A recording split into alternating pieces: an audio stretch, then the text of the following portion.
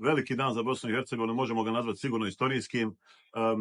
Velika pobjeda optimizma nad populizmom. Dakle, mislim da je ovo jedan tračak nade i poruka da se zapravo političkim razgovorima, dijalogom, kompromisom, bez obzira koliko je to teško, može doći do nekih rezultata koji zapravo znače građanima Bosne i Hercegovine, siguran sam, više nego samim političarima. Ovo je dobra platforma.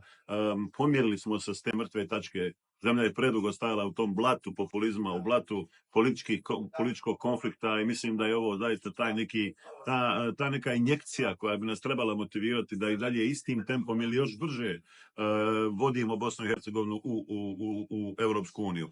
Mnogo je benefita od ovog procesa, mnogo je ekonomski, mnogo je psihološki, mnogo je strukturnih razloga zašto trebamo biti zadovoljni i sretni, ali ponavljam još jednom, pogotovo na vladajućoj koaliciji na nivou države leži odgovornost da se ova priča nastavi i dodatno ubrza. Važno je napomenuti da ovdje nema novih uslova, nema novih zahtjeva, da je ovo mišljenje i preporuka koja je potpuno realna. Dakle, otvaraju se pregovori, zaključak se poziva na preporuke iz 2022. godine i tamo nije ostalo puno kako bismo došli brzo do tog pregovaračkog okvira.